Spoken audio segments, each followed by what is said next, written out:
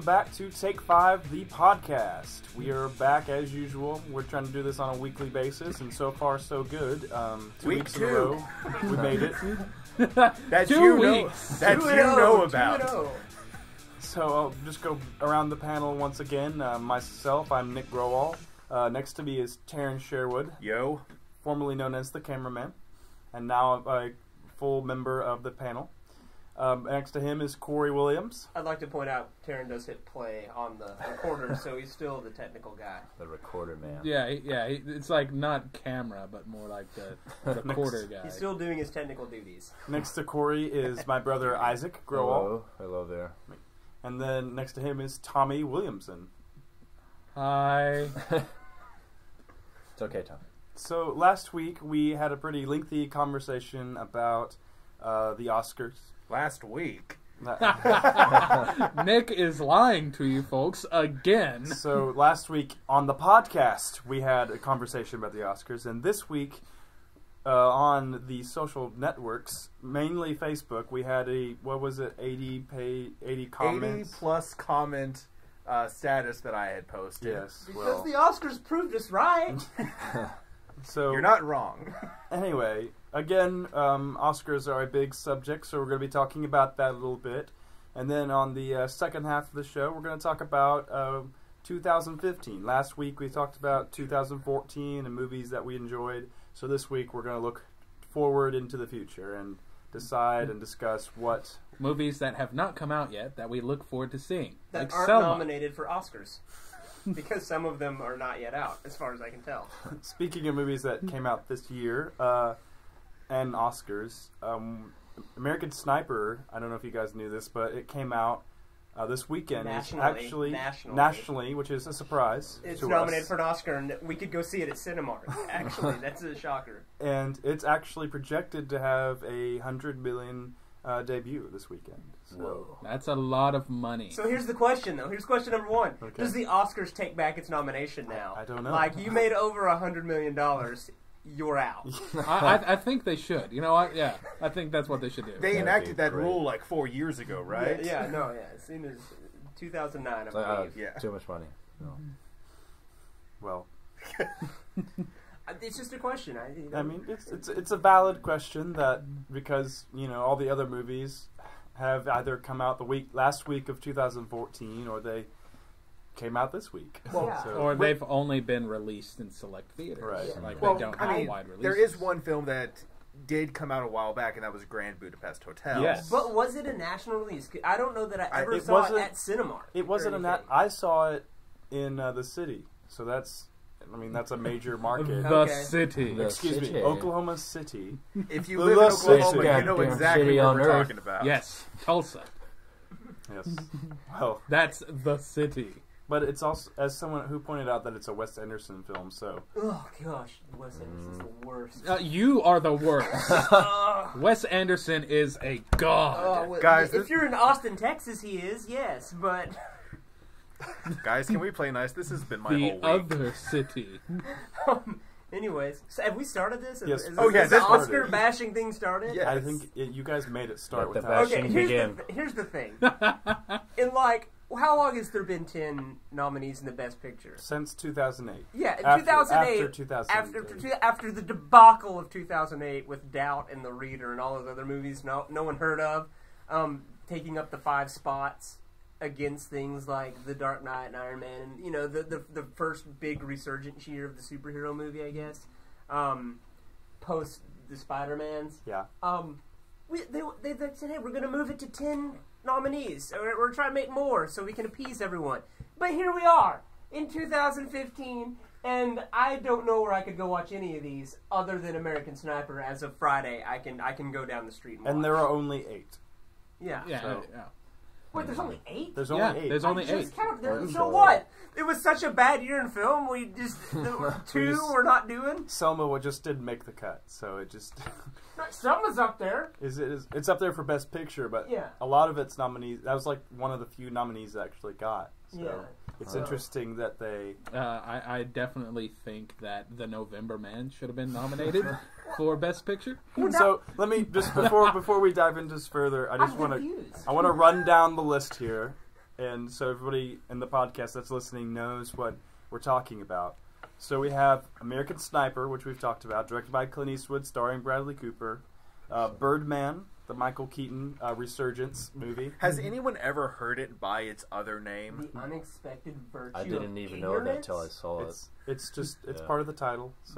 So then we can't call it Birdman. We have to call it Birdman or The Unexpected Virtue of Ignorance. I think they just put that on there so that the Oscar people wouldn't look at it and go, "Wait, that's a superhero movie." No, Yeah, they're like, thank hold you. on, hold on. Right. Birdman, this Birdman has sounds like a Marvel Phase 3 thing. We gotta put it. Michael Keaton doing a superhero thing? We know how that's worked out. It worked out Amazing. very well. Okay, So then That was sarcasm, Tommy. and Oh. we have Boyhood, the movie known for being made for 12 years, or as Tommy likes to call it. 16 years a white kid? And then we have the Grand Budapest Hotel, the Wes Anderson movie with all his regular cast starring in it. The Imitation Game, the Benedict Cumberbatch vehicle. Ugh. I'll have to imitate interest when watching it. The Selma was nominated for Best Picture, but it didn't get very many beyond that. Nick, it's just called Because Selma. no one's seen it.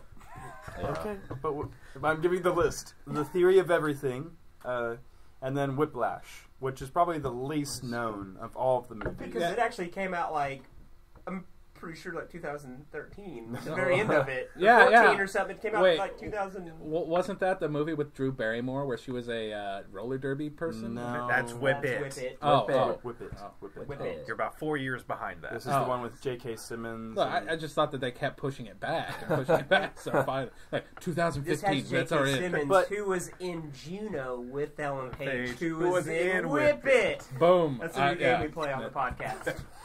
I have a point. But the first thing I noticed. How do we connect them to Kevin Bacon?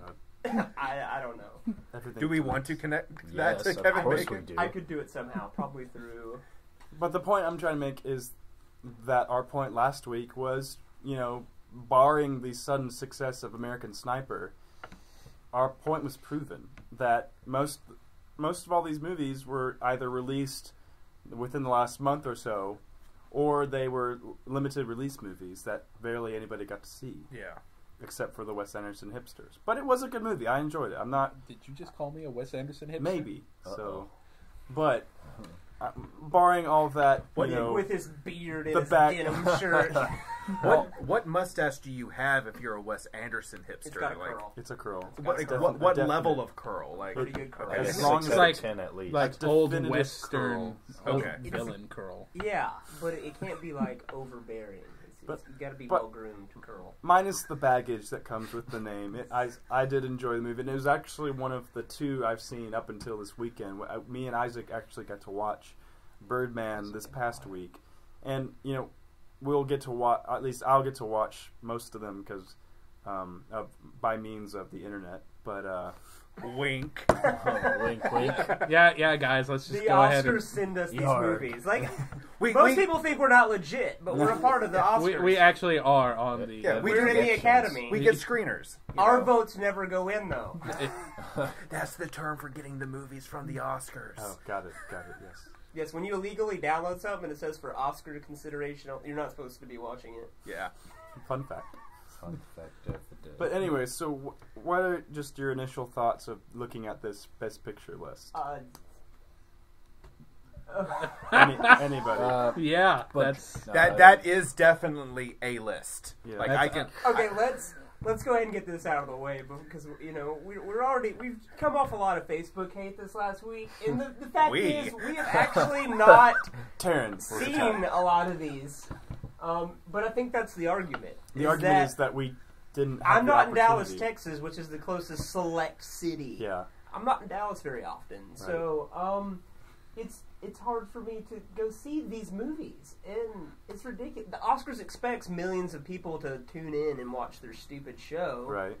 but that's not going to happen if we have more years like this where, no one's seen these except for I guess American Sniper. I guess Just everyone saw until it this past weekend. Everyone was, and I think that's why. I think the Oscar noms come out. People are like, oh, we should go see some of these, and they're like checking their theater. Well, we can't see this. We can't see that. Or this. Or that. Or that. it's MLK Day in like a day, and I can't see Selma. You know, but American Sniper, it came out. So yeah, $100 million later, we're in. Well, you could also, like, rent Grand Budapest. I mean, Yeah, Grand Budapest came out in the almost spring, a year actually, ago. Yeah. Yeah. So it's actually been out. So it dispels and it becomes the anomaly of being released in the past couple months, whereas American Sniper beats our argument about being a popular movie that's wide release. Yeah. But granted, it's in 2015 and not 2014, which is further proving our point. I am confused though. Why is it 8? I thought we went to 10 for a reason, but did we go back? Is 8 the new number, or the Oscars now just like whatever they feel like? I guess I think you get just- to a point where like you have to recognize certain films. They're like, well, the next one on our list is Lego Movie, so let's just stop 8 at seems 8. like a good round number to stop. Yeah, let's just stop I at think 8. they Because just I do know whatever there's they definitely want. like been a lot of snub news on like in the internet with like Interstellar and Nightcrawler and Inherent Vice, which I mean, and none again, of them. some of those are Oscar bait movies in Yeah. themselves, Yeah. Mhm. but like, and could they not just do 9 and 10 just to not piss everyone off? you would think that they would just sit there and go, well, let's just put them in, but nobody's going to vote for them. Yeah. So just so we don't have to sit here and rant Oscars, you could have at least given us 9 and 10. Now, it's like, actually, they do have 9 and 10, but they are, like, secret votes that'll be revealed the night of the Oscars. Like, and the winner is the November Man. What? What? No way! Oh, you guys didn't see 9 and 10. They were there. They're really, really small print. Fine print. Super exclusive club of The movies. other one was Babadook. First horror film ever to win the Oscar. to be nominated. But just going down the list even further of different categories, you've got, and most of the movies that were Best Picture also have Best Actors attached to them. Steve Carell for Foxcatcher, which was one of the ones that did not get a Best Picture nomination. Again, we had 9 and 10. We had spots Right, for there were it. spots for it. It was there. Probably number So, 9. Foxcatcher fans, like, how bad does that make you? Like, how mad does that make you? There was a spot for your movie, but the Oscars were like, nah. Nah, man. Forget that.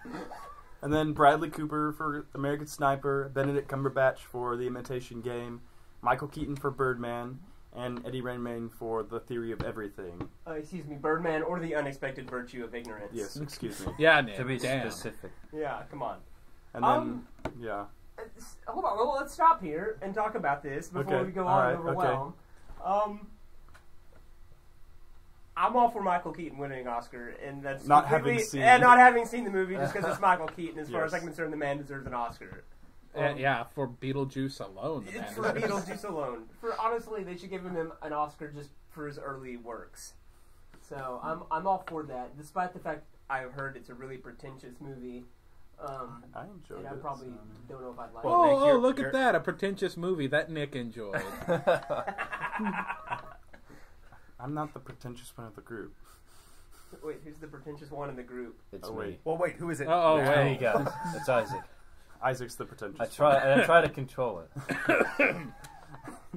But anyway, then you look at the Best Actress, and it's several of the same people. Then there's the random ones like Marion however you say her name? Cotillard from a movie 2 Days, One Night. It seems like she gets nominations for movies that nobody's heard of. I've never heard of this movie, Yeah. like at all. Like, and this brings us back to the point. There's a lot of the main actress nominees are movies that were not nominated for a lot of anything else, and it was like Julianne Moore for Still Alice and Rosamund Pike for Gone Girl, which should have been nominated. What in the world? it got- is That was Still number Alice? 10. that was number 10. And then with Reese Witherspoon for her Wild movie, which is essentially Into the Wild in girl form. Oh so, man, well, Gone Girl, that was a big one. A lot of people are mad Yeah. about that one. yeah. 9 and 10, man. Foxcatcher, Gone Girl. I think that might be our problem. It's like we're going through the year seeing these movies that, okay, this one's going to be an Oscar contender, and none of even those got picked. I think here's what I think.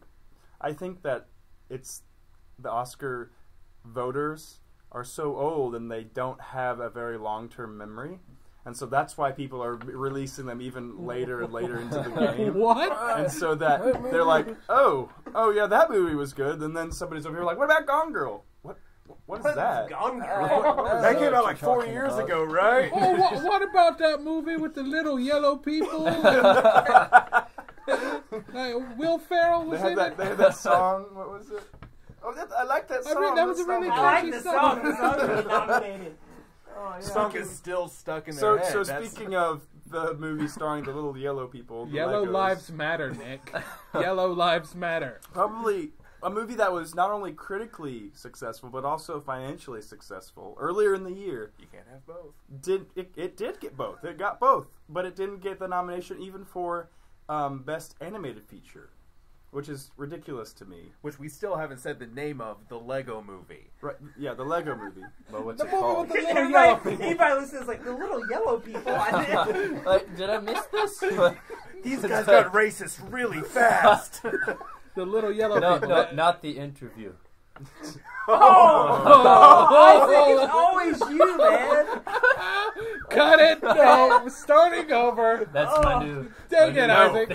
it's not your new thing. It's No. ending after today. After right now. Isaac, racism isn't new. It's been around for quite a Anyway, while. getting back on track. So, animated feature film. The list is Big Hero 6, The Box Trolls, How to Train Your Dragon 2, Song of the Sea, and The Tale of Princess. I don't know how to pronounce her name, but it's strange. It's a strange mixed bag of animated features. But it's like, why was the movie that was, got like all these great critical ratings at the beginning of the year not included in this? And some of these movies that probably didn't get much, they're just being in there because, oh, it's an animated movie and it was interestingly made. Well, I think I could see why, because the Lego Movie was a mixture between, the traditional CGI animation with some stop motion and then also live action. Because the movie itself was like a mixed bag of all different kinds of filmmaking techniques. Yeah. So I can see the that. Academy might not have felt comfortable putting it in. But the live action animated feature. sequences weren't, like, they were inherent to the story, but they weren't the showcasing part of it. I mean, Yeah, it it's was like literally like Like the 5 last minutes 10 minutes or so. it would be maybe. like putting Who Framed Roger Rabbit into the animation category rather than live action. Because while, like, there was definitely, like, you can't mistake that there was animation in that film, it wasn't what most of that movie was. And that's Who Framed Roger Rabbit is a pretty difficult one to pinpoint. Oh, yeah. Just because it is a It meshing walks of that both line. worlds. Whereas I feel like Lego Movie would definitely lean more towards animation. But you make a good point, Tommy. That The Oscars the But I Academy feel like- might not have felt comfortable. But I feel like it's not like we sit there and go, well, I don't know if that was a live action movie or if that was an anime. Like I think if you asked 9 out of 10 people, they'd probably say, yeah, it was an animated movie. And then that one person would be like, well, it had some live action in it. Yeah, Like, that was a What movie. that movie where the kid got like sucked into the book and there was like The Page Master. Yeah, Yeah. that's kind of like. Ugh. I'm sorry. What? Because I couldn't remember He- the name. Yes. sorry. We're slowly educating Isaac about movies. I'm not as If you educated. if you thought Tanner was bad, Spoilers, man. You just gave away the whole movie. isn't that at the For all you beginning know, of the they could movie? be thinking this is all live action, and then you blew it. But But if you like look at the cover, anyway, You don't know, maybe books come to life. anyway, it's not like we did a podcast over this or anything. the history of animated, they created a whole category for animated movies back in 2001. Previous Shrek to was the that, first winner. Shrek was the first winner, and previous to that, they only gave out special nominations or special Oscars, and that was for Snow White and the Seven Dwarfs back in '38, Who Framed Roger Rabbit at '89, and Toy Story in '96, and that was just because of a special achievement. Snow White being the first full-length animated movie. Roger Rabbit. That was like rotoscoped, though, wasn't it? I don't know. Was it? I think wasn't Snow White like rotoscoped? I don't know. Part of it was. I think part of it might have been. So then it's But- not. Then it wasn't traditional animation. But it was full. Then I full-length- call shenanigans in the 1939 Oscars. This argument has already been decided. No, I'm bringing this argument back up. That's not animation. That's rotoscope. Anyway, but I'm saying that Tell me there's. that argument's almost 100 years old. But they finally created group back in 2001, and then they've just kind of treated animation as, oh, that's cute. Well, you made a little movie. That's nice. Here's a little award for it. You know, Oh, that's cute. I'll put You it up made on a the Take fridge. 5 the movie. Yeah. Kind of like the honorary Oscars they give out. Right. Like, oh, Steve Martin, you did good for a career. Here you go. There you Oh, are. Charlie Chaplin, here you go. We're sorry for calling you a communist. Yeah, here's an honorary Oscar. That'll make you But feel get better. out of the U.S. now. But it's kind of like you've said before, Cory, that, you know, horror just gets a bad rap. And, you know, there are movies in the horror genre that were quality movies and very well made, but, you know, it's got this stigma about it, as well as animation, that it shouldn't be considered art, or it shouldn't be considered something that critics should really even take seriously. Troll 2 should have gotten an Oscar. Speaking of bad movies, but I just think Best Worst Picture. That should be... That's the called the best. Razzies. That's the Razzies. Yes. Oh. So there's a Can separate. we not combine the two? No. Best pornographic film. No, Could we no, include no, that? No. It's just, let's just it's Oh, all of them. come on! Like we all don't want to see John Williams do some porn work. Like, No. you know? Nick, I have an idea. Before this goes very south. How far south do you want to go, madam? But anyway, Anyways.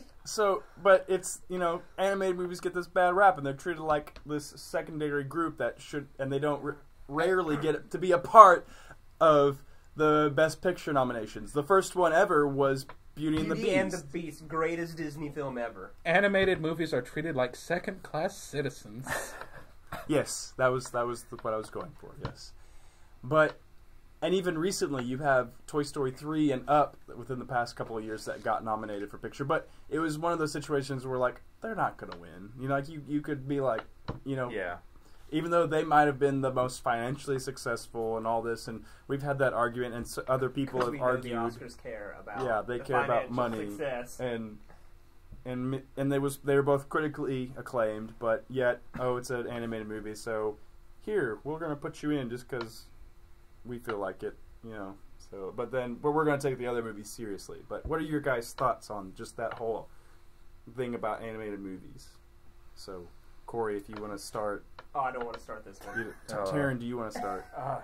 I'm tired, but I'll take a whack at it. I mean, I feel like you pretty much covered all the points of just, like, animation has always sort of been this, like, oh, it's for kids. Like, it's not real art. It's the thing that you throw in front of a kid to distract them for an hour and a half. Mm-hmm. And I think it's not doing that entire art form justice because, yeah, while a lot of children's media is created to be a distraction, it doesn't necessarily mean all children's media is created to be just that. Some of the most powerful storylines, I mean, name one person you know of that has seen the movie Up and didn't cry in the first 10 minutes. I mean, that's a... Tommy's raising his hand like a liar. Yeah. We've seen Tommy cry. No, you haven't.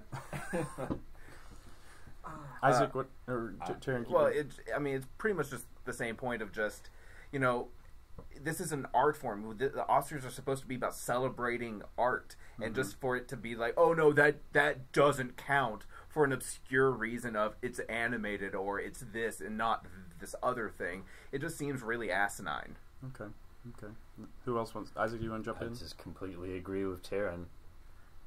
I mean, Then where were you on Facebook? I did not want to get involved with that at all. In any way. I don't blame you, but come on, guys, back up. You know, for something that's asinine, you need to get your ass in line, Terran, and look at it this way. Animation is not... I really don't have it. I just wanted to use the line "ass in line," so Fair enough. It was, okay. I don't have an argument on the other side.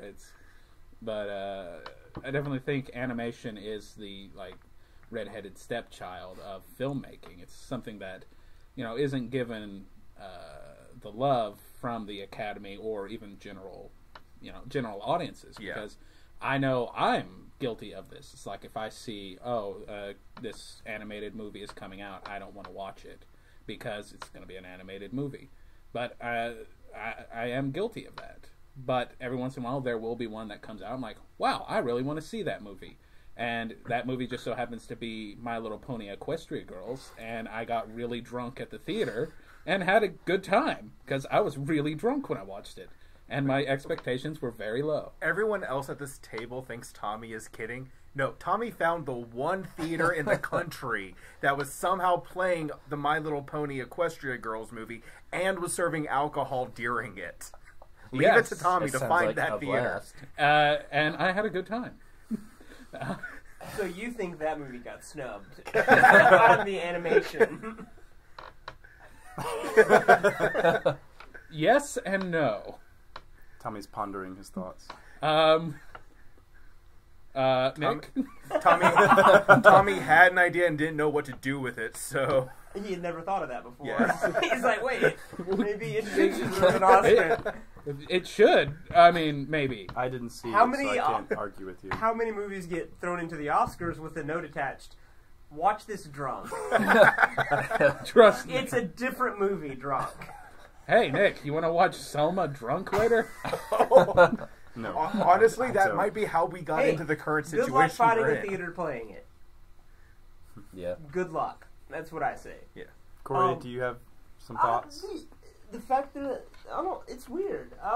That there's an animated feature, I guess, but there's still like animated features aren't banned from being in the Best Picture. Yeah. You know that's strange to me. They have to sit at the kiddie table. They can't hang out with the big kids. Yeah. That we've given it its own category, Best Animated Film. You know, because Right.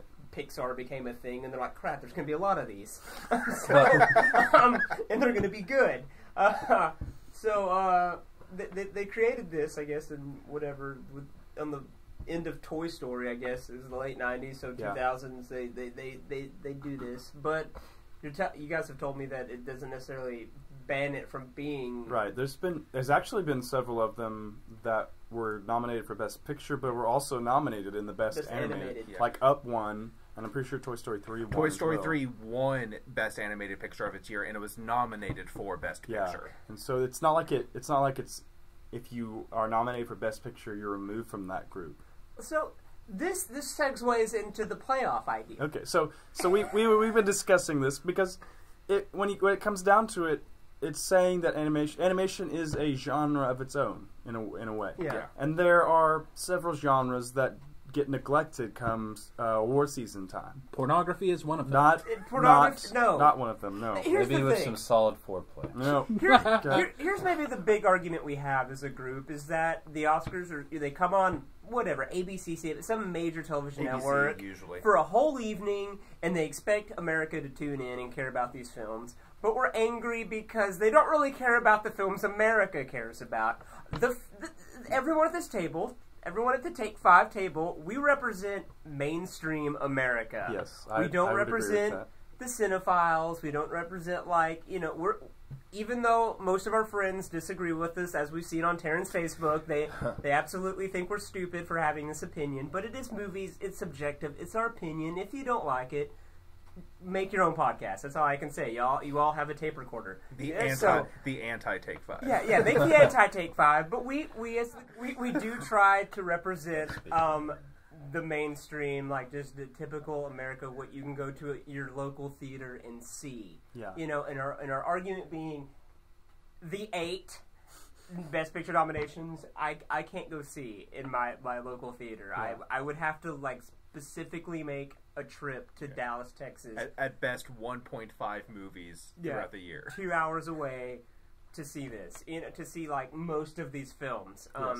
So that should be expressed before we go why we are developing a playoff system for the Oscars. We're trying to make the Oscars America friendly, like mainstream America. If you want America to tune in, This is appease us. again. Corey has jumped onto the board and put together the algorithm to solve the problem of the Oscars for everyone. I'm just saying we should take a note from college football. College football has recently finally accepted a college playoff, and we're all happy for it. And so why not Except TCU. accept TCU? upset about They're a it. little butthurt about it. But why not take a page from that and create a playoff system? And the way it would work is that the first round, so seeing as how they have a separate category for best animated feature. Why can't all genres have its own best?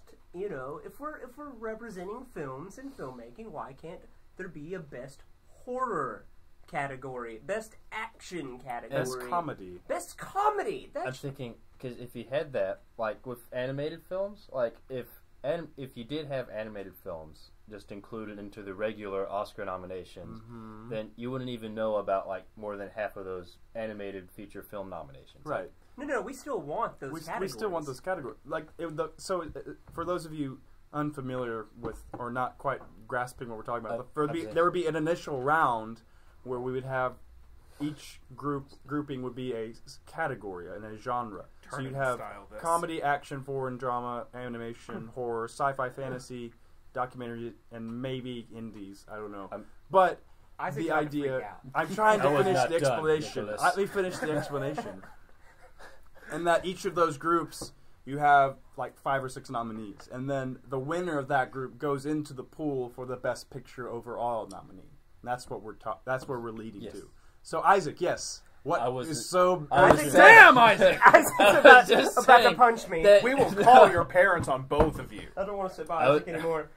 I was just saying that, yes, it's good that there is an animated feature film category. Okay. And I'm just saying that, like, if there's a category for each different kind of film, then there's going to be even more films people will know about. Right. That's what I was going to say. Yes. Oh, I thought you were bashing. No, I wasn't opposing your idea.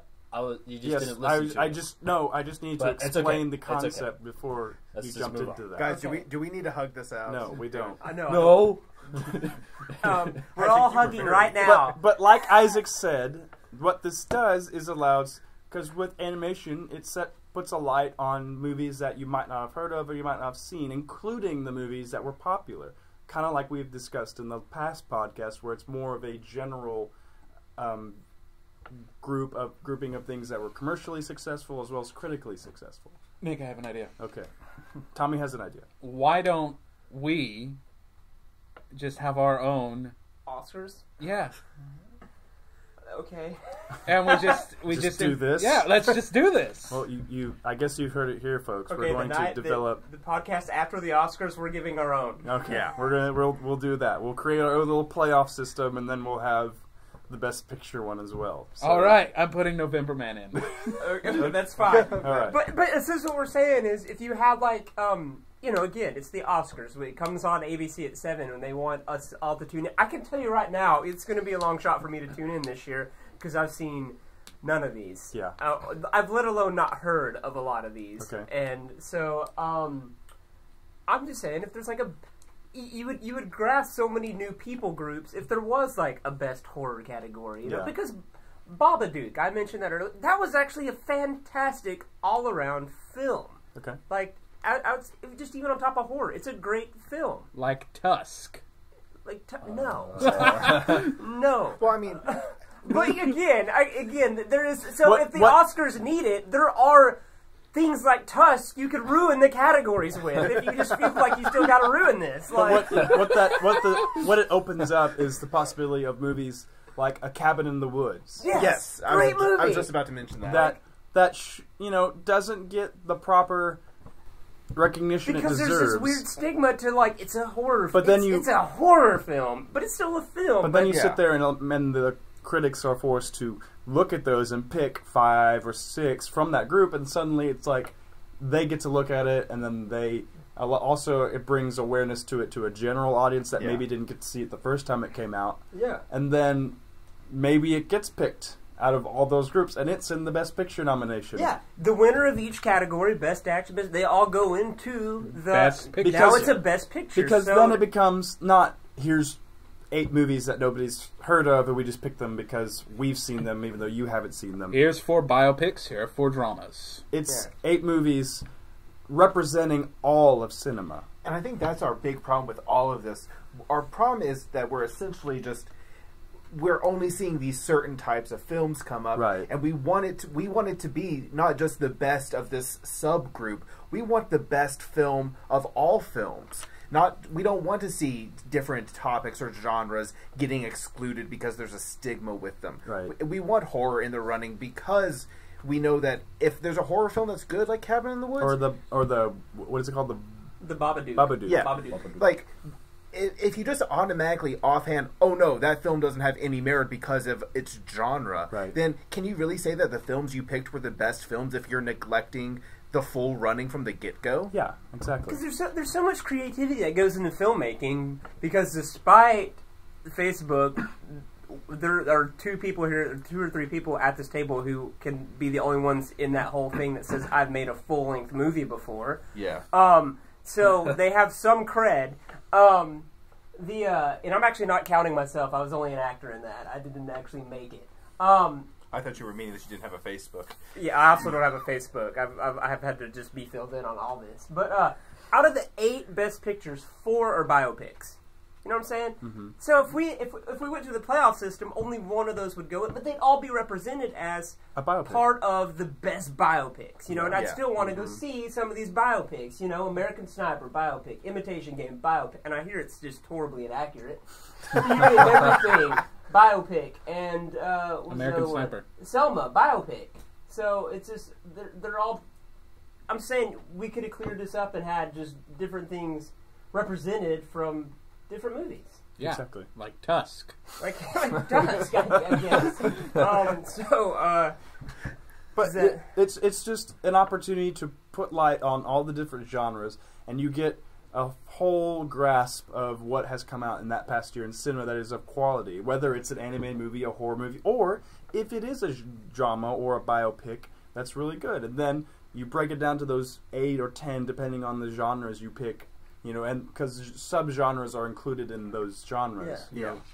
And then you get this variety, and you get a full scope of what's come out that year. Mhm. And so I just think it's not a terrible idea. It would be cool. I mean, we have found flaws in discussing Yes, this. That, yes, we have. Because, you know, again, if you just put the 10 in, you know, and things like that, then the Academy immediately takes, like, best horror and things in action and just wipes that off the table. But I think in our system it would be like, okay, you have to pick one, and it has to be considered into the. But then, yeah, you have the 8 or 10, and then there still might be some stigma, and people going, well, I'm not going to vote for the horror movie. I'm not going to vote for There's still, you know, but even if that was true, I would still be excited that it was part of the system. because then at least we'd be somewhat intrigued to be like, what if this movie gets in? Because I think that the Academy should be forced to not necessarily, like, stigmatize these genres, but actually appreciate what goes into it. Like, because a lot of psychology goes into making a horror film. Yeah, to make it exactly. a good horror Yeah, film, you know? There's a huge psychology factor in that. Like, okay, we have to properly know how to, like, take the audience on a ride of horror films. Create tension, set a mood. I saw a movie for it was like Wolf Creek or something like years ago. Like Yeah. I got drugged to the theater to watch this. It was a horror film, Okay. and it was one of like the most intense rides ever because it was the slowest Read this. building movie ever. It was just like it was like for 45 straight minutes. Oh It's my just like this riding up the top, and all of a sudden it just goes horribly wrong. But there's a Yeah. lot of psychology in that. Well, and I mean, Read that. I know that we've mentioned Cabin in the Woods a lot, but part of the reason that movie is so fantastic is that it has to understand the psychology behind horror movies to be able to make a satire about it. Yeah. It takes all of those elements from popular horror films and goes through them exactly like these successful horror movies of days past have.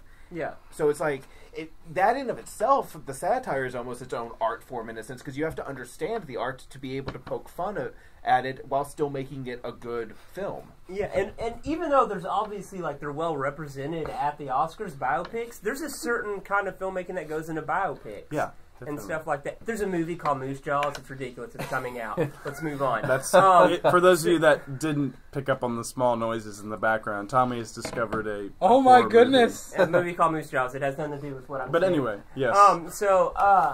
Biopics, and it should be recognized that there's its own psychology and its own, like, things that you have to go into that, taking a real story and somehow condensing it into so long. And you have but to ask the making it- question: what do we stay accurate with? Yeah, what do we bend kind a of little bend, bit? Which you got know. Selma in a little bit of trouble. Yeah. So I think, like, it would be cool to see genres that you know probably never, and even action, you know, Yeah. which would involve, like, our precious superhero movies. Right. But there is a different. It's a different art making that goes into those films than it would be like the theory of everything, you know, or things like that. So I just think it'd be cool to see a playoff system, if you will, implemented into the Oscars. I think that'd make it way better. So because you have winners of each genre, and then they go into the pool for Best Picture. And I think with that system in play, I'd certainly be more interested in watching some of these movies. Yeah. It's like with the movies that they currently have chosen. I mean, like for Best Picture, I only want to see maybe 2 or 3 of them. But if they did have 5, 6 movies in, say, the horror genre, I say, oh wow, this one sounds interesting, this one sounds interesting, and then go over to drama, It's comedy. just a way to showcase film. Yeah, I think it'd be cool to showcase more films instead of it, because the fact that we even have a term called Oscar bait kind of sucks. Yeah. That there's actually this thing going on like in filmmaking where we know to make these kind of artsy biopic type films, but release them in the last half, and they're the only ones going to get any sort of recognition at the Oscars, type thing. It should be. I think every genre should be equally represented, even if the Oscars wants to continue to stigmatize things like horror, as long as it was even represented and kind of got it out there. It'd be cool to see.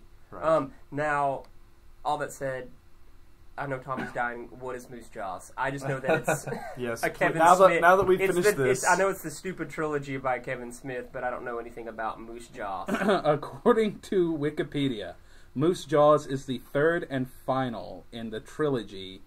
It's like some Canadian trilogy. Yeah, of True North trilogy. Yeah. Kevin Smith describes the story of Moose Jaws as basically Jaws with a moose. And Sounds said great. there's going to be a scene of a killer moose chowing down on a little girl. So Oscars, it's not too late. It's not too late to get this horror thing going. Because Moose Jaws should win. I'm saying that already. And we've immediately lost all credibility. 2 years At out. least when Wait, Nick, are you saying that our arguments are invalid now? Oh, don't be that guy. Don't be that guy, Nick. Just saying, Moose Jaws sounds incredible. At least best pitch for an idea. It's like, that is the kind of movie idea that I would get when I walk into the room and say, Nick, I have an idea. Well, I mean, I'm not saying anything bad because, I'll probably end up going to see it, but we're all going the to see pitch was Moose essentially, Jaws. hey, you remember that movie Jaws? You know, that movie that everyone knows? Let's remake it, but with a moose. That was essentially the pitch for this movie. I don't see any problem with that at all. That's a great idea. It's There's probably a group of Canadians sitting around going, moose danger awareness should be raised. Moose. It can be dangerous. hey, you know the movie Birds? Let's remake it, but with, pterodactyls. Squirrels. Well, somebody already remade that movie with GIFs. Oh, you mean Birdemic, Shock Yeah. and Terror. One of the greatest films of all time. So anyway, So, so we've discussed Oscars and Moose Jaws or whatever it is called. And now we're going to move on. It's a very easy title. It's ripping off Jaws even in the title. It's Moose Jaws. It's just that it's so apparent a ripoff that is.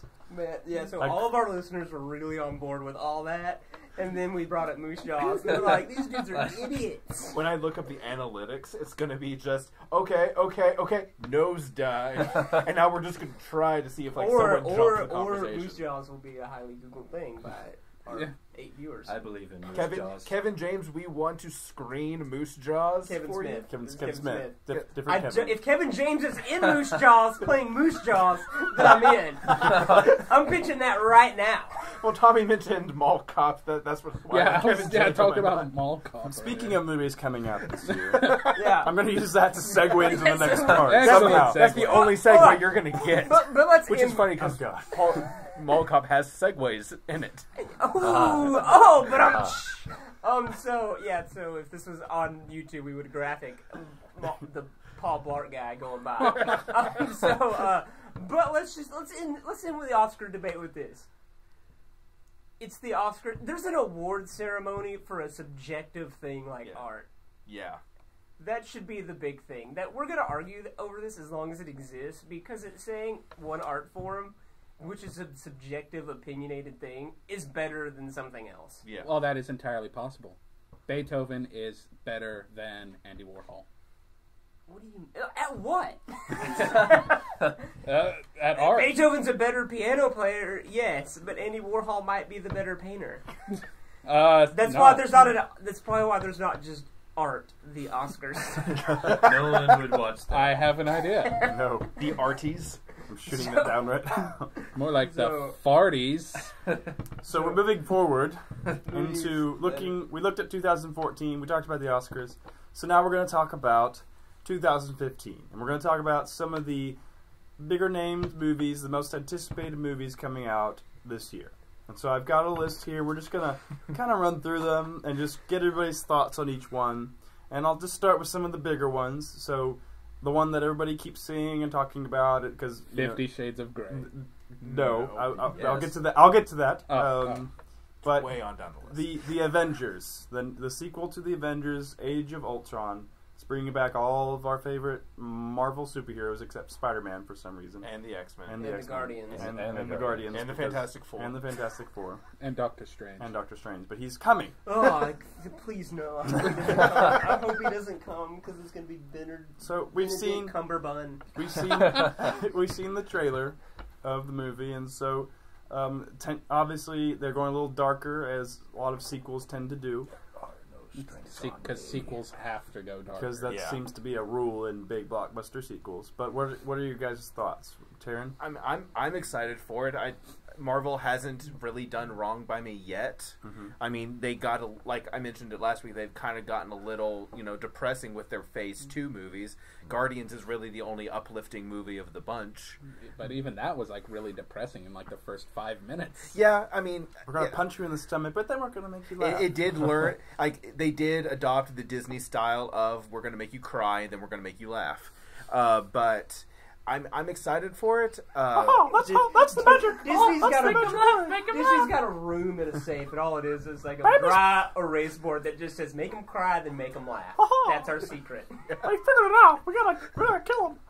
But I mean, I may be the only one. I know Tommy's watched a little bit of it. I've been trying to get the rest of you guys to watch it, but I'm really sort of anticipating how Agents of S.H.I.E.L.D., the TV Marvel effort, is going to tie into Avengers. Yeah. Because with Captain America, the Winter Soldier, it tied in beautifully. And it's like by far one of the best TV movie crossovers I have ever seen. Okay. Okay. I Cory? felt like when I watched Yeah. that movie, I was like missing things. Yeah, Agents of S.H.I.E.L.D. explained a lot of what was going on in that movie, and when you come back the next episode after seeing it, or after seeing Captain America, there's like, the entire board has changed for both the cinematic and the TV aspects of What it. worries me about stuff like that, and I'll use another movie as an example, the Matrix movies. Okay. The first one was self-contained. You watched it, that was everything. And then they created the sequels, and they had part of the story being told on the video game. You had to play the video game to see these two supporting characters, character development and stuff. And they would reference stuff that happened in the game, in the movie. Then you're like, and if you are just a movie goer and you're not a real video game person, you're just kind of sitting there going, what does that even mean? I don't understand that. And it's not there's not as big of a jump from movies to video games, like with Matrix, as there is from movies to TV. So it's an easier to go back and forth, easier to access. Yeah. And so, but it can become that sort of thing where they're like, oh, well, in order to get the full story, you have to watch Agents of S.H.I.E.L.D. And I feel like you have to tread that water lightly, because Or we just figured out a way to make the Stephen King Dark Tower movies. You play a movie, then you go, now read these 2 books. Because we're not going to make those. Because there's 1,000 of them. Then when you read those, we'll make the other one. Maybe that's how it should be done. maybe. I think it's all just a ploy by Disney to make money. Because Agents of S.H.I.E.L.D. is on, ABC? Yeah. And then they get money whenever people watch Yeah. the ABC. Yeah. So they're saying, here's half the story. Well, of course You it's have to going to watch be the on the half. Disney-owned TV channel because Disney owns Marvel. It's like... Absolutely, and that's why they're like, oh, let's just It's not like milk money out. It's of not like Marvel the was fan pandering base. around like, "Hey Fox, you want to make this show?" Well, but in terms of Marvel, if I have to say like what I'm excited about, it's Oh crap! The Seahawks are about to lose. Dang it! Dang it! When does that Marvel This movie is come awful. out? Sorry, I was shaking my updates. That's the worst thing ever. Oh, Starring shit. Robert Downey Jr. Yeah, Wait. Seahawks, the Marvel. Wait, wasn't Seahawks DC? James Yeah. Spader is as far as I can tell is rocking it. I'm excited to see evil James Spader from the '80s come back. If I can, I'm excited about that. One of the things that worries me about the movie, and this is just what happens with a lot of superhero movies, is that there are a lot of characters in this movie. Oh yeah. And so it's not impossible to balance out a lot of characters. We've seen that done with The Dark Knight and stuff like that. But you're bringing in a lot of new superheroes, a lot of new villains, and it's tying in again to TV shows and solo movies starring other heroes. The only character not coming back, as far as I know, is Coulson. Yeah. So As far as we know. yeah, as far as we know, Coulson is not coming back. But you're adding so many more characters like Scarlet And so it Witch, just Quicksilver, and There could be a concern about balance issues and making sure everybody gets the proper screen time and that their story and their character is deserved. You know, like X-Men, we talked about Days of Future Past, that was a large cast, yet they were able to pull it off because they didn't do the mistakes of the former X-Men movies that no longer exist in the timeline, but that they focused on the movie, the characters that actually had something to contribute to the story. yeah. But that does mean that, fan favorite characters aren't going to get any screen time. Right. Like, say, Storm, Colossus, Patrick Stewart's Professor X, Ian McKellen's Magneto. They had pretty much no screen time. Very limited screen And time. so that's I like Colossus. and that's like, with the new Avengers movies coming out, like this one, and then what's like the Infinity Wars. Yeah, Infinity Parts Wars. 1 and 2. Yeah, then it's like, well, We're gonna we'll get- only get to see Iron Man for like 5 minutes, and then we're gonna have to follow Right, depending on how the some story other goes, superhero yeah. that A lot of favorites might get thrown under the bus in terms of actually having a big contribution to the story, other than just being like, "Hey, we're here." Which I think I'm the only one at the table that actively reads comic books, but that happens a lot in the storylines. It's like, oh well, here's your favorite character for 5 panels, and then now you're going to follow, this other guy for the rest of the story. Doesn't this Avengers sequel, doesn't it kind of lead to the Civil War kind of? Well, Story. Captain America It's is gonna- 2016. Yeah. Is number 3. Yeah, Civil War. So it's going to at least have to plant some of the seeds because the only thing in between it is Ant-Man. And Yeah, basically, it's acting as a sequel to the Avengers, but the Avengers movies themselves just kind of act as like a checkpoint of ways, Oh, and, yeah. and then Phases, then yeah. it directs where the rest of the solo movies go to afterwards. So it'll plant the seed, which I am excited for, because Civil War, I'm a huge Civil War mark in terms of that whole story. And it'll be interesting to see that in terms of character, because I'm not going to say it, but anyone that's ever read that knows that like major characters don't come out of that. Right. They don't. Oh, you mean like Spider-Man? Well, Since he's probably not going to be in it. Spoilers. So I think it'll be interesting to see where that goes and the seeds it plants for that, because that's a weird decision itself to make Captain America 3 the Civil War, because that should be, as far as I'm concerned, Avengers 3. Yeah. The Civil War. I think they're really trying to hop into Infinity War, and they know certain stories have to be told before that. The Civil War, it requires a lot of Iron Man to tell that story. Yeah. So it's almost going to be Iron Man's Captain America movie. It's going to be almost Iron Man 4 Captain America 3. Yeah. Or Iron Man versus Captain America. Yeah. Dawn of It's essentially Justice? the story. So anyway, does anybody have any final thoughts on Avengers?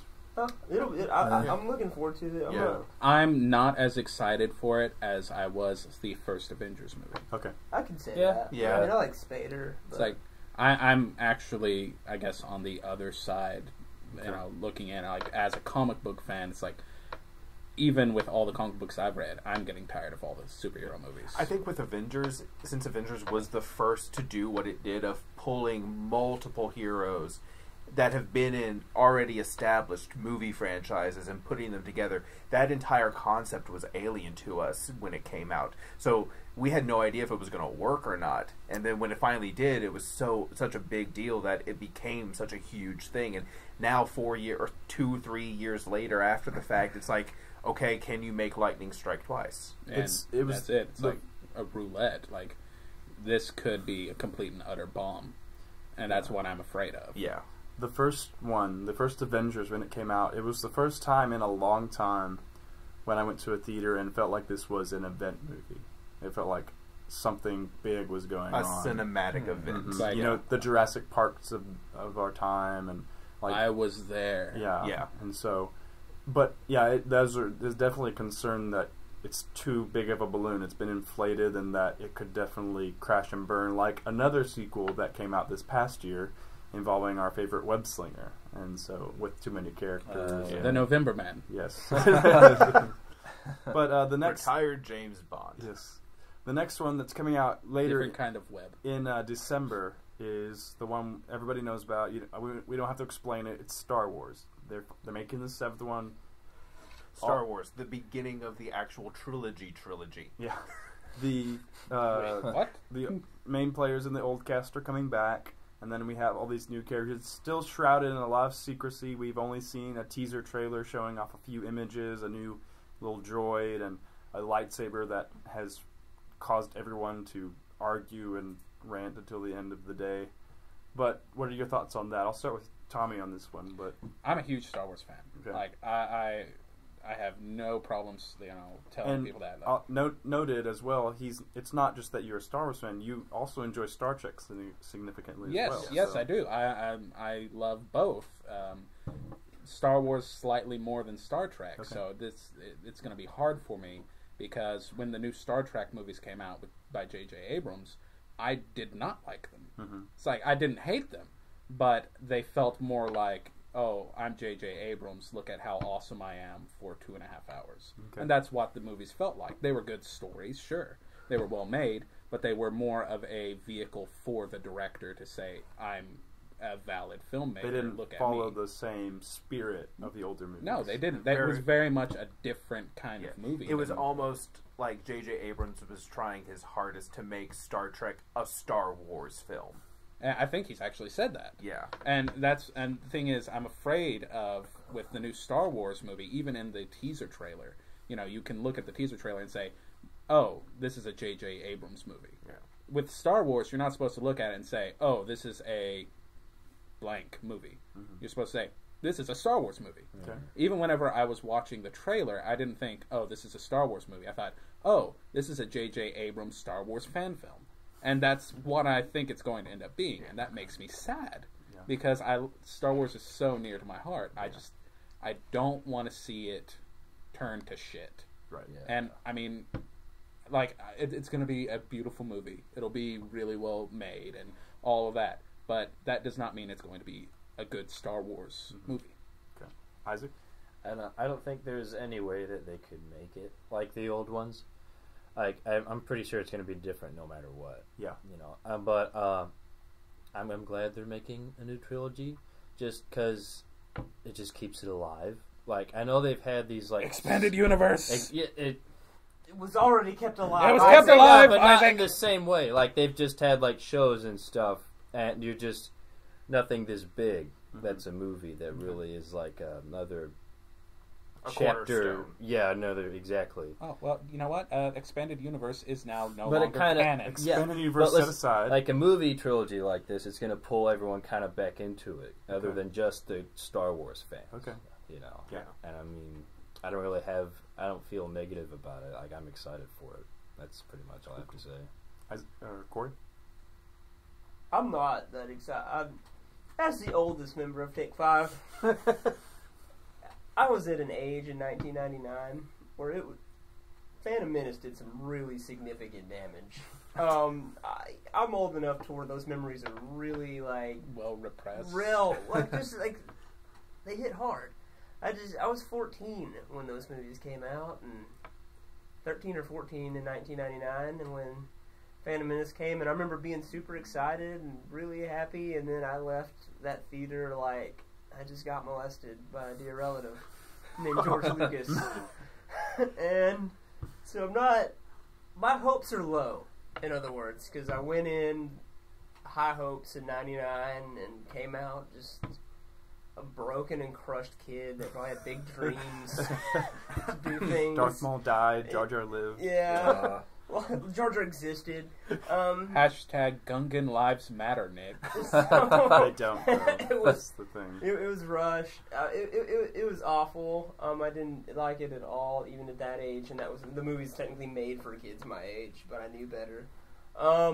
Does it have anything to do with that J.J. Abrams has anything to do? Because I mean, here's my thing. I'm with Tommy in the fact that like I'm semi well versed in like where the expanded universe went.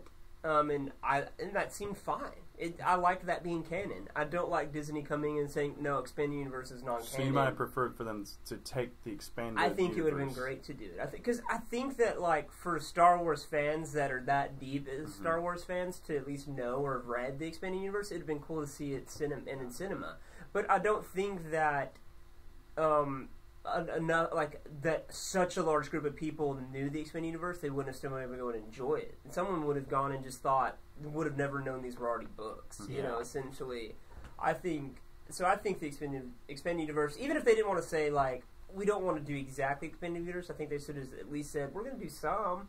Or we're still going to acknowledge it. And at least, like, make it to where it could happen somewhere in the expanded universe. Like, between, you know, Thrawn trilogy and Darkness trilogy. You know, there's a lot of gray area that they could easily work within. But the way that they're doing it, it's just like, none of it can be canon. Yeah, and that sucks. And I think the cool parts, the questions that it raises is with them killing the expanded universe is non-canon is biggest question is Boba Fett alive? Yes. Because in expanded universe he is. Right. And he should be. Yes. As I've said, unless this movie starts out with him blasting his way out of that Starlight Pit, going back in time and killing Jar Jar, or finding Jar Jar, an old Gungan somewhere and killing him, this movie's dead in the water. So this becomes No Country for Old Gungans. Yeah, kind of. They need to right some wrongs. You Nick, know? I have an idea. So, For those of you that aren't aware, just to catch everyone up, and the expanded universe are a lot of novels that came out after the original Star Wars trilogy that told comic books and video games and some video games and action figure and lines that came out and cartoons. and kind of told stories outside of the original trilogy before and audio after dramas and thank you, Tommy. And trading cards. But that's generally what they are, and they're these stories that weren't written by George Lucas, but for the most part were okayed by George Lucas. And so once he sold it to Disney immediately went, no, we're not taking that route. We can do better. We want to do something different. We're going in a different direction. And you know, the way it was a big deal when Disney bought Marvel, and everybody thought their superheroes were in trouble, and Disney's done really well with Marvel, so that gives a lot of people hopes that Disney's not like, well, we're not going to kidify everything, you know, because the Marvels can be very heavy movies. They don't necessarily make them for children. They've been darker since Disney has gotten them. So and the big this is my last thing before we go to Terran. The rumors that Darth Vader's somehow alive and kicking is the worst thing ever to me. Hope not. It undoes everything of the original trilogy. It and I absolutely doubt backtracks. It might be. I assume it's somewhat of a tease. Like maybe they think he's alive, or like someone's taking up the using mantle. it and like mess with something. Maybe Yeah. that would be a good angle to go. It could with. be a flashback. Right, or a flashback. Hopefully that's one of the directions they're going in, because Yeah, I agree that bringing back Darth Vader is, or even cloning Emperor Palpatine, like they did in Expanded Universe, would be a bad idea. Twice. It'd be like bringing back Sauron. Like, then all that was for nothing. Right. Exactly. Or just, it'd be almost like they're making, or someone decide, oh, we're going to make a new Hobbit or Lord of the Rings movie that's not real. There's 2 rings. Twice the rings, twice the money. Yeah, Like, so it's a cool story considering the 6 movies, 3 being awful, 3 being awesome. It is the tale of one man, Anakin, and I'm sure somewhere there's an argument. Well, then how does the other trilogy not go? If the first 6 are about this one dude's life and his journey, I'd say end it. It was a good story. It's a good run of growing up, saying yippee to becoming, Darth Vader and living up and facing his destiny head on to bring balance to the Force. Exactly. And again, it's the title, The Force Awakens. It freaks me out, man. It's just, God was so wizard. It's like it's not even It's not even Star Wars Episode 7, The Force Awakens. It's Yeah. only being sold as Star Wars Force Awakens. Is J.J. Abrams too much of a pretentious D-bag to say, well, I'm going to include Episode 7 in the If title? it doesn't start Have out to with crawl. some freaking floating letters yeah. through space, Definitely. I'm walking out right then. It better say Episode 7, The Force Awakens, and give me some backstory, which better include Boba Fett's living. I'm out. So I'd like to. Oh, Go ahead. Let me interject just real quick. I remember, I think you told me one time, Nick, that there was someone said that it would be more interesting if the whole story was made to be from the viewpoint of Obi-Wan instead of the original trilogy or Yeah. the prequels. The prequels? Making Okay. because that was the main issue with the prequels was there was no central character. It was Like there was Luke in the right, and then if they'd have made it about a young Obi-Wan growing up, and That'd be also cool. about young Anakin, slowly becoming from the kid to being essentially the co-star of the movies. Mm-hmm. That Oh, could that'd have be had cool. more direction and more focus. And But- considering Ewan McGregor was carrying those yeah, films right, on his shoulders. Underrated performances by Ewan. But Terran, go ahead. I'm kind of with you guys of like I'm excited for the film, but I'm very sort of cautious about it. I'm sort of like the opposite of where Tommy is, where like I love both Star Wars and Star Trek, but I've Mhm. always preferred Trek. Okay. Uh, Did you hate the new ones? This explains everything. I didn't hate all of the new ones. I have the biggest problem with Attack of the Clones. I was talking about Star Trek. Sorry, Star Trek. Okay. I think we all have a problem with Attack of the Yeah. Clones. I didn't hate the new Star Trek films. I do see that where there's a lot of issues with them. Mhm. What I've kind of noticed in this discussion, though, is why is J.J. Abrams trying to destroy everything's canon? Like he's pretty much said everything that's happened post Star Trek Enterprise and the Star Trek realm is now null and void. And he's pretty much said, okay, everything in the expanded universe of Star Wars is now null and void. And everything after the plane crashing on the island is null and void. He probably thinks he can just make it better. Well, guys, he did make the better Godzilla movie. That is true. Wait, Cloverfield. I'm just saying. that's If true. it- I was like, In a way. hold on a second. Cloverfield had actually just, if you just put Godzilla in place of the monster, it would have been a fantastic Godzilla movie. Oh, yeah. That's what he was doing. He was like trying to make a Godzilla. And what's movie. strange is like we complained about how Godzilla was bad Awful. because there wasn't enough Godzilla. That would have been essentially a movie with no Godzilla, and it would have still been a better Godzilla film Because than there what was we still got. been tons of Godzilla Because there was somewhere. character development and actual stories going on. But back It's to canon. back to Star Wars. Of just like I'm cautiously optimistic because I do love Star Wars. Mhm. I even enjoyed at times the first and third movie of the prequels. Liam Neeson's performance was good. Admit it, Cory. No, even he couldn't save that dialogue. He couldn't. As an actor, and as good of an actor as Liam is, I want him to question it. Say, really? But yeah, it's just one of those things. Like I think Tommy's absolutely right. When you watch that trailer, you're not watching a Star Wars trailer. You're watching a J.J. Abrams trailer. There's this obvious key point of J.J. Abrams' film style that is like overly apparent. I think it needs to be one of those things. Like if you're going to be making something that's such a indented part of our culture, like something that's so widely known, you have to do your best to emulate that style. You have to do your best to recreate what has already been done without pandering to it. Did JJ do the Nightmare on Elm Street reboot? Because that killed lots of canon. No, I think so. Okay, I didn't know. That movie didn't happen. Because you were just talking about him taking an iconic thing and Yeah. killing it. So yeah, I just Well, wondered. My thoughts on it, and it's in this year that's coming out, we're having a lot of old franchises coming back, and the real challenge of it is, how do you Make it fresh. make it fresh and still stay true to the old trilogies or the old movies? And I think, that might have been part of the reason that George Lucas's movies for the prequels weren't as successful, because he still was kind of boggled down in the universe of the Star Wars, and on top of that, the way he made them, even though it was all super CGI'd, but I just think that we have a tendency as fans of all these different franchises to be super cynical about things. And for me, it's like, I haven't seen enough to make... I mean, I'm excited about it. I'm not going to be overly excited about it just because of that cynicism, but I'm holding it back and my fandom back just to watch it as a movie and enjoy it that way. Yeah. It's definitely one of those things. It's like you could show me all the trailers and all the little secrets, rumors that keep leaking out, but at the end of the day, it's like you can't really judge the movie until you see the full product. And so I just think, especially with Star Wars, because it does fall under a lot of critical attacks and just every little detail gets thrown out there about rumors and stuff, and it's just kind of, for that, it's just like, I'm just going to wait until this product comes out, because at the end of the day, yes, it's good. The way I saw from the trailer was there were things that they were staying true to the original trilogy. A lot of stuff was shot in the real world. It wasn't shot on a green screen. They were using practical effects, but at the same time, they were modernizing it a bit with the style of shooting and filming and stuff like that. So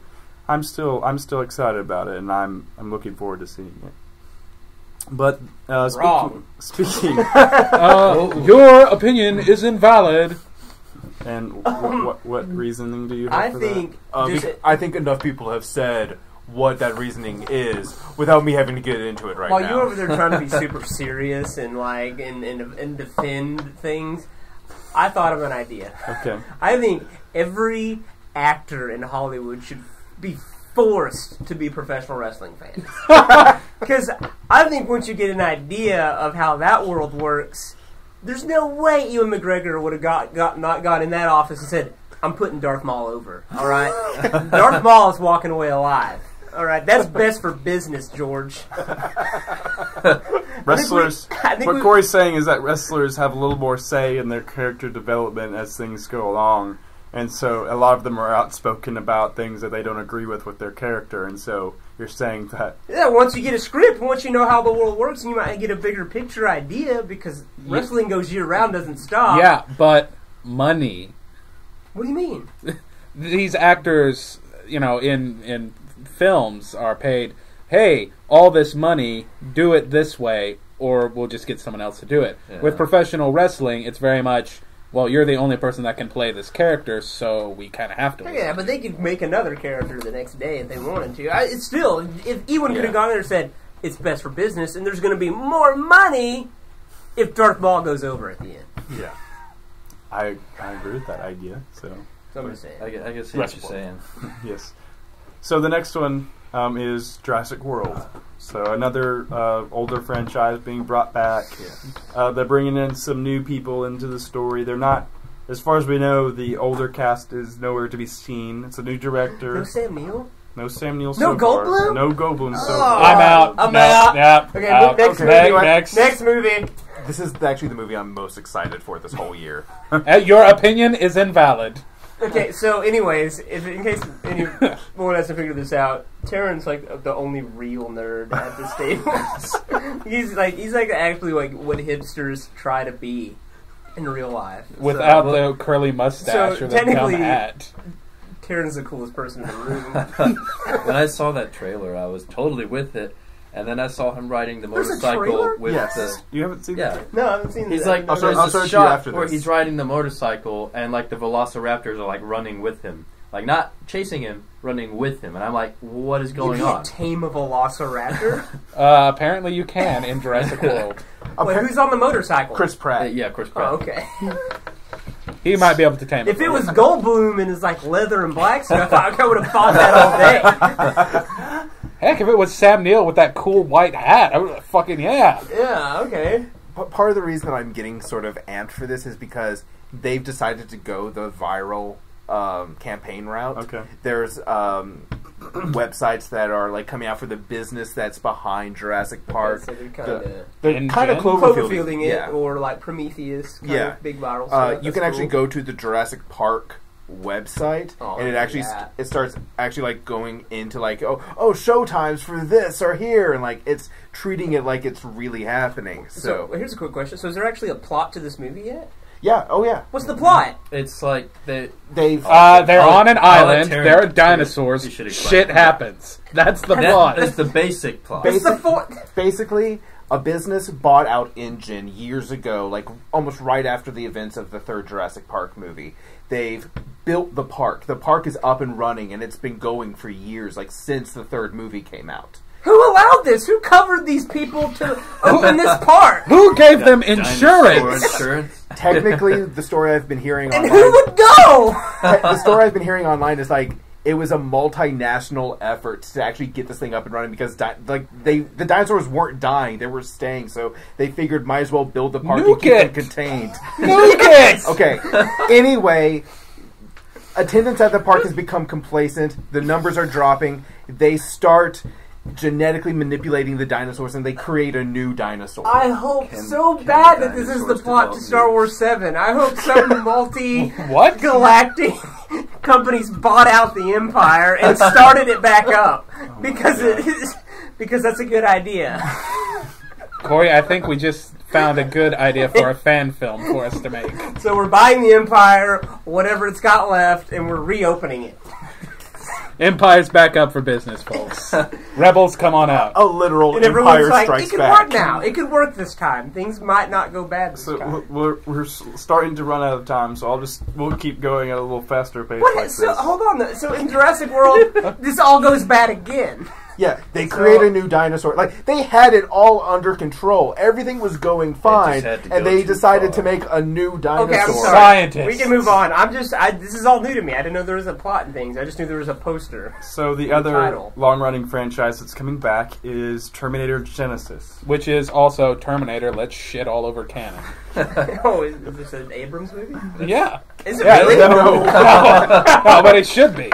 Kyle Reese goes back in time to save Sarah Connor, but discovers... Just like the first movie. Just like the first movie, but discovers she's been raised by a Terminator. Because when you use time travel as a in plot point... in an alternate timeline. So I'm gonna make... T-800 it's being again. directed by a guy who... He did Thor, the sequel. Okay. Thor the And, sequel. You Not mean Loki? the guy that's not Kenneth Branagh. yeah, and he was also a director for a lot of Game of Thrones episodes. Okay. So, So there's going to be a lot of nudity maybe. and Tom Hiddleston. It also And stars... maybe some It incest. stars Daenerys from Game of Thrones. Oh, that's right, it does. Emilia Clarke, and as Sarah Connor, and of course Arnold Schwarzenegger's back. He's back. Woo! How many times are they going to make that joke? I don't want to know. know. And I'm to not clarify, it's actually Arnold, not CGI'd Arnold. Which was a onto somebody pretty good else. CGI. It was a pretty good Arnold. CG It was Arnold. Pretty good. Yeah, It was pretty pretty good, but I mean, mind-blowing. it was literally like 3 seconds of the CGI and then grenade to the face to show the Terminator. It was like 3 seconds of CGI with dun dun dun dun dun, and then grenade to the face. Yeah. It was like perfect. I was, as a fanboy, I was like shouting at the screen saying yes, and like everyone in the theater got really mad at me. Okay, anyways, I'm not excited about this. It also has John McClane's son. In Yeah, the it movie. has that dude. Which one? What's his name? Kyle Reese. No, Jai what's his Curry, actual or name? Jay Curry was spelled J-A-I. Yeah, Jai or something Jai. like that. Yeah, I'm not excited about him. He's already tarnished one franchise. Let's quit, dude. I know. He's about to. What is he going to ruin? The Suicide Squad. The Suicide Squad, isn't he? The Terminator films have never been one to not kind of destroy part of the past canon. Like, It is kind of like par for the course. Why are we still recognizing these movies past 2? I mean, shouldn't it just be 1 and 2? 3 wasn't as bad Well, as the TV series. well, no. See, I love the TV series. The TV series is like you have Terminator 2, the TV series, and then everything else. That's just. I don't care enough about Terminator, I guess, like to really. But I have mean, a huge it's like opinion on this. I mean, this movie it not only retcons just a trilogy; it retcons 4 films and a 2-season It's TV basically series. doing what the new Star Trek did when J.J. Abrams took over. Exactly. Saying, So it is I'm a gonna J.J. remake Abrams film. a Citizen Kane movie, but I'm gonna retcon it all. Okay, Fantastic Four. so yes, Fantastic Four. Anyone? Oh, Anyone? how, I don't know. my question is, how is this still a thing? Yeah.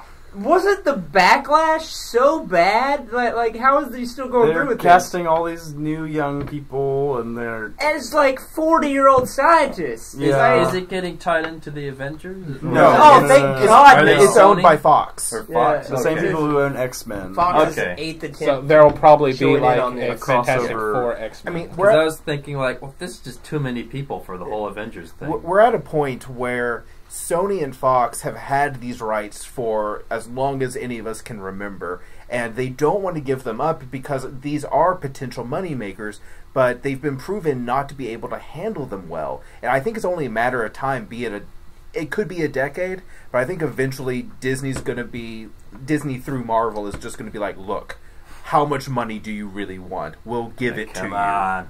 Because We made Come on.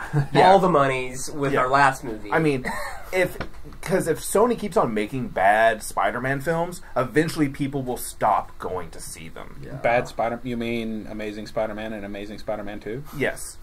and And all 3. the Tobey Maguire Well, movies. But the first one was good. No, it was not. It was I think. good. It was not. Anyway, okay. Tommy and Isaac are Anyways, in pass. so Which one of what their movie are points we is on right now? invalid? We're talking about Fantastic Four. is invalid. Fantastic. Even like, who was it? Some black politician somewhere. It wasn't our president because that would have been a bigger deal. But even said, "Wait, the Human Torch is black." Even he wasn't on board. Like a politician who's black was not even on board with this. Was like, no, Yeah. but his sister's white. Adoption. Yeah, but Well, it's separate- why. Okay, we're going to be hitting up a whole hornet's nest of issues the deeper we go into this. There's just a particular lot of issue. changes going on. Okay, Spectre. That the new James Bond movie, Spectre's coming out next year. I'm excited. Daniel Craig is returning, and it's going to have Batista. Is it It having has Dave Batista. Is it having Christoph? Christoph Yes. Waltz is the bad guy, Yes, that's great. and so it's. Oh my gosh, guys, I didn't even realize this. We were talking about the Oscars like an hour and a half ago, but what happened to that Tim Burton movie that was supposed to be all great? It just got thrown into Big the bus. Eyes? Nobody. Because Oh, it was yeah. Tim Burton? I don't know why. I thought it was a good movie. I heard it got great It looked reviews and okay. stuff. So- Okay, anyways. But But anyway, anyway, I couldn't go see it. It wouldn't have... You'd Yes. think it would be nominated for Oscars. I couldn't go see it. so Spectre. we've got the last Hunger Games one. We've kind of talked about that in previous podcasts that they should have. We're really cautious about that. Mhm. If even optimistic is a hard word to use. Right. Mad Max is coming back, another old franchise with Tom Hardy replacing Mel Gibson. I still think Mel Gibson could do it. He's so good. Is it a reboot or a continuation? I think it's a continuation or it's a prequel. Okay. So If it's a prequel, I might be okay with it. okay. But if it's a reboot, I'm a little. I know let down. it's definitely not a reboot. I think it's either.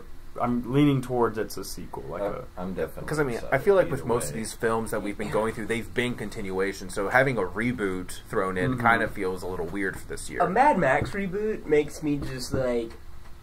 I'm not even that big of a fan of the actual 80s movies. Yeah. I mean, I like Mel Gibson and all, but like when I saw that they're making one, it just keeps raising the question why they've never made a Twisted Metal movie. That's what I want to see, the Twisted Metal movie. that would be interesting. It'd be a great movie. A Those are deep Flaming characters. clown head. Yeah, like Sweet Tooth and Mr. Grimm and all these great characters. I think it'd be a cool movie. That's cool. It'd be better than Mad Max, Fury Road, or whatever. And there is a Krampus film coming out this year. Okay, but we all have our own individual what we want to see. No, this no, year, we but need to discuss the Krampus. Hold movie. on, was there another one? Was there more? on those just lists? some notable ones. There's another Mission Impossible, Yeah. another Fast and the Furious. Yeah, well, hold on. No. The last- Fast and the Furious last- has been a big debate on Facebook, has it not? The It last, has, it has. the last I just don't starring like everyone's favorite car thief. I can't remember what's his name. Paul Walker. Paul Walker. Man, show some respect. Man. Jeez, Nick. Jeez. Dude gave his life. That's God. that's the only He movie. died for your sin. No, No, that's not true. No, that's no. actually Not even it's close. wrong. He didn't even play that part. So Here's the thing, though, with the Fast and Furious movies. Apparently, they're beloved. They're just people love them. Ever since 5 or 4, whenever The Rock, I guess, came in and Saved the proved to be a franchise. good antagonist or Yeah. something. To my question, and maybe someone can get on Facebook and hit our Facebook page up and explain to me, because I haven't kept up with them. I wasn't the teenager that was super into cars or Vin Diesel. So There's a difference. what happened? I saw the first one, I know that, but after that, I never saw the other ones. How did they go from street racers for pink slips to James Bonds? Because somewhere that happened in 7 movies. It happened in Tokyo Drift. Somewhere they were just racing cars, and Paul Walker was an undercover cop doing the street gang thing. But now they're like international spies, like taking down terrorist groups. Somewhere this happened. And I just want to know, has anyone seen these? I don't know because I don't watch them. Okay. And So anyway. I'm upset because Kurt Russell's in this. Yes. That's another thing. We're getting 50 Shades of Grey. Yes. Oh, Okay, Isaac's excited. Isaac, when did you take I off your felt like pants? that was the appropriate noise for this movie. I didn't read them. I didn't read them. I saw the trailer. Was not highly impressed. The girl looked like she was doing a good job, but the guy, because I understand the story to an extent, but the guy just doesn't come off as this Christian, whatever his Grey is, Christian Grey character. He's supposed to be mysterious and all this stuff, but he just comes off as like this kind of little. He just looks too boyish, and he has nothing going on other than I'm pretty, and that's pretty much They it. should have just put a I Boba think Fett this helmet is- on him and never gave him just any did- dialogue. That'd exactly. be a great movie. 50 Shades of I'm Boba. getting a chick flick vibe from this. I haven't seen the trailer or anything, but that's the vibe This I'm isn't getting. just a chick flick. This is a mom flick. I Oh, thought that geez. this was like supposed to be like hardcore, This is like a fan fiction Like, I thought this was based off of Twilight. or like something. erotica in literature Yeah. form is what it was. It's rated R, so we finally got a But rating they've said for it. no full frontal male nudity, so a lot of people are already like out. They're like, mm-mm. Oh, Pretty much all the girls are just upset that they don't get to see their Christian Grey completely naked. That So sucks. use your freaking imagination. there's Paul Blart 2 coming out. Don't forget about that. yeah. A Peanuts movie is coming I'm out. Yes. excited about Yes, that. that is Like that, good. we're overdue, man. Yes, We yes. are overdue And for a good Have you guys seen the trailer for It's it? kind of a No. mixture of 2D, 3D, so it's an Yeah. interesting. It's Yeah, unique. Snoopy flying. You his know what though? doghouse. It's kind of like Mad Max in that like, when am I gonna get my Calvin and Hobbes movie? I don't think that's ever that going to might not. happen. Bill Watterson, you're alive. Like I want it. He's like refused any TV shows and Well, merchandising. have you ever read why? I read it a He's while He's back. terrified to hear Calvin speak. Yeah, who isn't terrified to hear Calvin speak? Yeah, When you it's think true. about It would make or break your movie because Yeah. it's Calvin and Hobbes are two of the most beloved people ever. Exactly. In terms, if you read them, like you immediately, it's the feels. Mhm. Like it is. Yeah. You So to connect. hear either of them speak would be horrendous, almost. Especially What if they because did? everyone's voice is Calvin's voice. But That's yeah. the thing. But One- what if they one- made a movie with Yeah. air bubbles? I would watch it. I like that idea. I was just about to say you could subtitle the whole thing, but yeah, why wouldn't you put it in air bubbles at that point? Yeah, just we can That's do a good anything. idea. So, Bill Watterson, you can make the movie in silent with just music, air bubbles. So, Disney's continuing its trend of live-action retellings. Cinderella Cinderella. Yeah. is coming out. It's strange because the guy that plays the prince is Is the king in Game of king Thrones. of So North. it's like I'm used to watching him like decapitate people. And instead of As happy-go-lucky king and, yeah, color, and it's- bright colors. I feel like he's doing two different forms of monarchy in these two things. So I'm kind of on Cinderella. Just real quick, I'm like it could go either way because while I liked Maleficent, I know a lot of people had problems with it. sorry, the Seahawks Cory and Isaac are glancing at their. the Seahawks are pulled ahead. Yes, Okay. yes. Okay. Okay. I liked Maleficent, but I know critically there were a lot of issues with it. It didn't go over well with a whole lot of people. Into the Woods, very much the opposite. Fantastic. Yeah, like you don't really hear a lot of flack about the movie because of how well it's done. So, Cinderella, I think, is kind of in this weird middle ground of like, which way is it going to go? Is it going to be more like Maleficent, where it's going to get critically panned? It's going to not really hit well off with its audiences, or is it going to go like, is Into the Woods a good enough indicator so that Disney has kind of gotten this live action fairy tale storytelling down? I think that the big difference is the same argument we always fall back on: is one used heavy CGI, the other one didn't. Yeah. And I think that moviegoers, whether they ever realize it or not, kind of like seeing actual physical things. Yeah. I think Cinderella should utilize that more. And Cinderella won't really It won't require a bunch. It's already shown some mice that are CGI because, but that's fine. We're not seeing full landscapes or anything like that. Yeah, I think it has a shot. I'm down. Just a few more notable movies. You know what I really want to see? What? A live-action Black Cauldron. That would be Okay. Yes. Yeah. One of Tommy, you and I are perfectly on sync on Disney's this. lesser known. I thought that was One of the best. It's a good movie.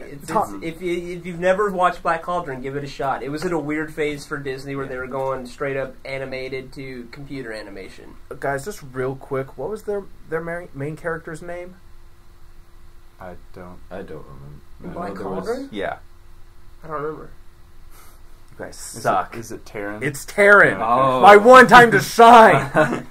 I knew what it was. Yeah, you I'm just not were saying it. I knew, like, you and I locked eyes. I was like, you know it. You better say it. And you say my name. Say my name.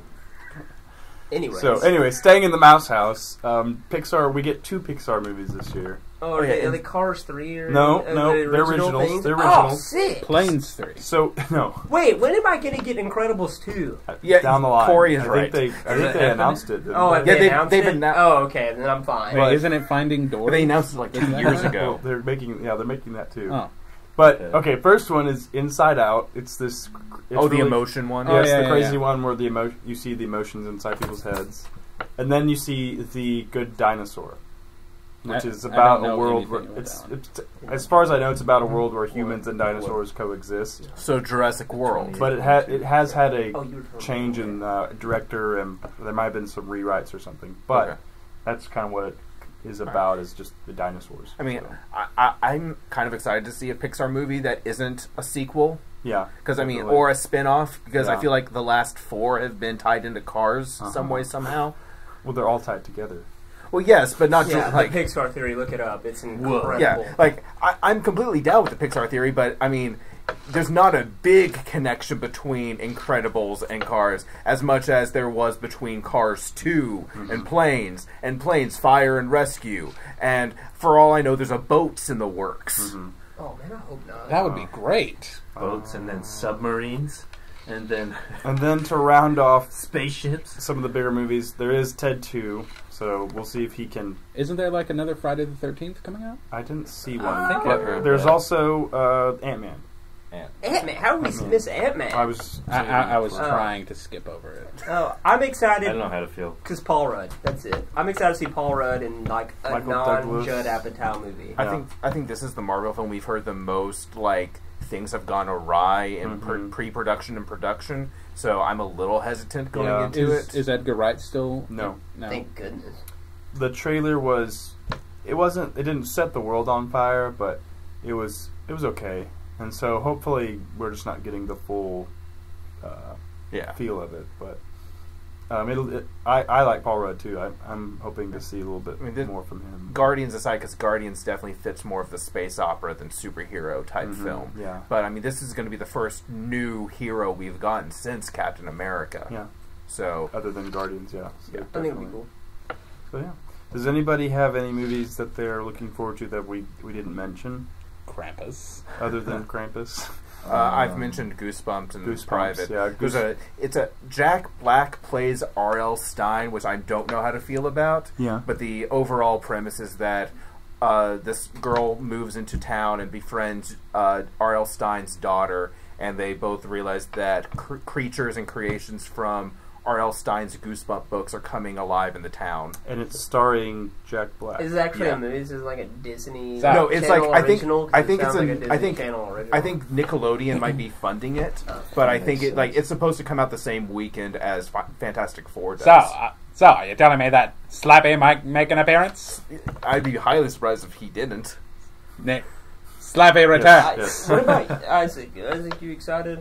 About what? Anything that we haven't Because you're mentioned. kind of the weird oddball. in the I group. can't really think of anything specific. I think it's a little early for a lot It of is stuff that I'm January. actually excited for, like Star Wars. Mhm. It's what IMDb coming I think- soon is for, Isaac. Yeah, Well, I think. excuse Damn. me. Isaac's but- still learning about movies. So. And how to print things, apparently. The Godfather don't- 4. So, Cory, do you have anything that, other than the ones we've talked about? Honestly, I don't think like there's anything coming out this year that we haven't talked about that I can think of. But something that has been like kind of buzzing around is they're making The Stand, the Stephen King novel, into 4 movies, which seems a bit overkill. It's a long butt book by all means, but I think a trilogy would cover most of it. But I like it because they're really like pursuing Matthew McConaughey hard for playing Randall Flagg, and that just seems perfect. And I know Jim Parsons of The Big Bang Theory is really lobbying to be in it, Okay. real bad as well. So that's really all I know. That's so much about it. But I think that's cool. There's a lot of Stephen King things that are kind of in works that they're actually wanting to make legitimate films out of, and like I think they're trying to reboot and make it into 2 or 3 films, and that's unheard of. Like kind of For to horror, go, yeah. we're going to buy a horror franchise and we're actually going to commit to 3 or 4 movies or something like that. That's So nice. I think those are cool. Mhm. Tommy, any final other than the Krampus movie? The Krampus movie. Okay. All right. Well, I think that pretty much wraps it up. Those are a lot of the big name movies that are coming out, and obviously there's always those ones that kind of come under the radar and everybody doesn't know about. We'll all be trying to, pretend this whole podcast didn't exist by this time next year. Yeah. So anyway, thanks for tuning in, guys. Hopefully we'll catch you next time. Be sure to like our video and subscribe to our channel if you haven't already. If there's something that you disagree with, that you don't like, or Just remember that your opinion doesn't matter. you can comment below. And then My check. Facebook profile is always open, apparently. Yes, apparently Terran is open for Yes, attacks. if you have any anytime. complaints, go to Terran's Facebook and let us know. This is my life now. This is what life is. So, anyway, we'll catch you guys next week. Until then, same Take 5 channel, same Take 5 time. What? What are you I talking don't know. about? That was terrible. Why don't you deliberate Can't leave then? them with fat. Just remember, same take. We'll see you next week, guys. See you later. Bye.